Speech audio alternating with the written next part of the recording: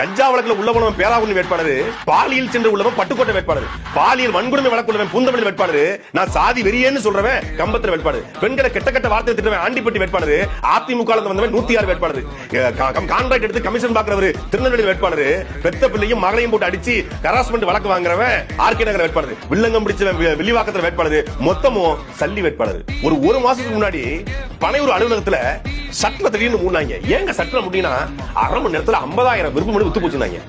50,000 விருப்ப மனு வித்து போச்சு. 50,000 பேர் வேட்பாளரா வர்றதுக்கு பணத்தை கட்டிருக்காங்கன்னா அப்புறம் என்ன மசத்துக்காக 106 வேட்பாளர்ல கடன் வாங்கினீங்க? பிஜேபியில இருந்து, அதிமுக இருந்து, திமுக இருந்து கழிச்சு போட்ட குப்பைகள் இருக்கும்ல, கழிச்சு போட்ட குப்பைகள்.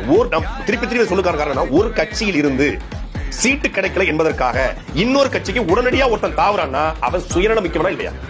எனக்கு அதிமுகவுடைய எம்ஜிஆர், ஜெயலலிதா, எடப்பாடி அந்த கொள்கையை பிடிச்சு ஒருத்தன் அதிமுக சீட்டு கேட்கறான். மக்களுக்கு சேவை பண்ண சீட்டு கேட்கறான்.